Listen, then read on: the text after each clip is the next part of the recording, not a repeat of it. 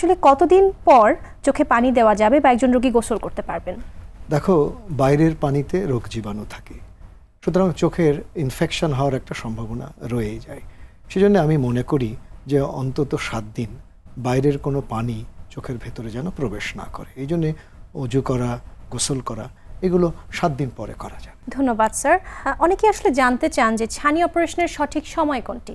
দেখো, আমাদের খুবই গুরুত্বপূর্ণ একটি প্রশ্ন। আমাদের সমাজে একটা প্রচলিত ধারণা রয়েছে যে অনেকে মনে করেন যে ছানি পাকলে অপারেশন করা উচিত। আবার কেউ কেউ মনে করেন যে চশমার পাওয়ার বারবার পরিবর্তন করতে করতে যখন আর একেবারেই পরিবর্তনযোগ্য নয় তখন আমরা ছানি অপারেশন করব। এই দুটো ধারণাই কিন্তু একেবারেই ভুল কথা। কল্পনা করো একজন পেশাদার গাড়ির চালক বা একজন বিমান চালক, তাদের যদি চোখে ছানি পড়ে, তারা তো ঝুঁকিপূর্ণ পেশায় রয়েছে। এছাড়া ছানির ক্যাটাগরি রয়েছে, যেমন ছানিটি যদি চোখের কেন্দ্রে অবস্থিত হয়, যেমন পোস্টেরিয়র সাবক্যাপসুলার ক্যাটারাক্ট বা পোস্টেরিয়র পোলার ক্যাটারাক্ট, তাদের কিন্তু বেশ দেখতে সমস্যা হয়, তাদের কিন্তু প্রাথমিক পর্যায়ে অপারেশন করতে হবে। আসলে বিষয়টি হলো যার ছানি পড়েছে তার দৈনন্দিন কাজকর্মে যদি সমস্যা হয় তাহলে অবশ্যই তার ফ্যাকো সার্জারি করে ফেলতে হবে। ধন্যবাদ স্যার। আসলে অনেকেই জানতে চান যে কোন লেন্সটি আসলে আমার জন্য উপযুক্ত, এটি যদি বলতেন।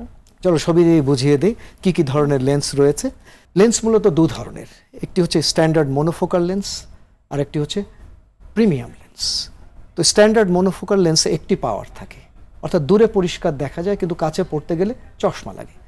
আর প্রিমিয়াম লেন্স দু ধরনের, একটি হচ্ছে টরিক লেন্স আর একটি হচ্ছে প্রেসবায়োপিক লেন্স।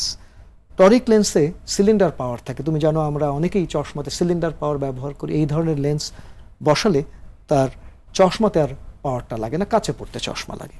আর প্রেসবায়োপিক লেন্সের মধ্যে আমি পরবর্তী ছবি দিয়ে বুঝিয়ে দেই। কয়েক ধরনের লেন্স রয়েছে। বাম দিকের ছবিতে দেখো, এটা বাইফোকাল লেন্স, মাঝখানে extended depth of focus lens, এবং ডান দিকে লক্ষ্য করো ট্রাইফোকাল লেন্স। বাইফোকাল লেন্সে দুটো পাওয়ার থাকে, দূরে এবং কাছে, অর্থাৎ দূরেও এরা ভালো দেখে, পড়ার সময়ও ভালো দেখে। আর এক্সটেন্ডেড ডেপথ অফ ফোকাস লেন্সে দূরে পাওয়ার থাকে এবং মাঝামাঝি জায়গায়, অর্থাৎ কম্পিউটারের দূরত্ব ভালো দেখা যায়। আর যে ট্রাইফোকাল লেন্স, সেখানে দূরে, মাঝে এবং কাছে, অর্থাৎ দূরে, কম্পিউটারে এবং কাছে পড়ার সময় সব জায়গাতে ভালো দেখা যায়। আসলে কোন লেন্সটি ভালো এটি গুরুত্বপূর্ণ বিষয় নয়, গুরুত্বপূর্ণ বিষয়টি হলো কোন লেন্সটি ওই রোগীর জন্য উপযুক্ত। এটি আসলে নির্ভর করে যার চোখে লেন্সটি বসানো হবে সেই মানুষটির চোখের কন্ডিশন বা অবস্থা, সেই মানুষটির দেখবার চাহিদা এবং তার জীবন আচরণের উপরে। যেমন ধরো একজন গলফ খেলতে পছন্দ করে, কেউ হয়তো সারাদিন কম্পিউটারে থাকতে পছন্দ করে, কেউ হয়তো সারাদিন মোবাইলে চ্যাট করতে পছন্দ করে। অর্থাৎ একজন মানুষের দেখবার চাহিদা এবং তার জীবন আচরণের উপরে নির্ভর করে কোন লেন্সটি তার জন্য উপযুক্ত। ধন্যবাদ স্যার।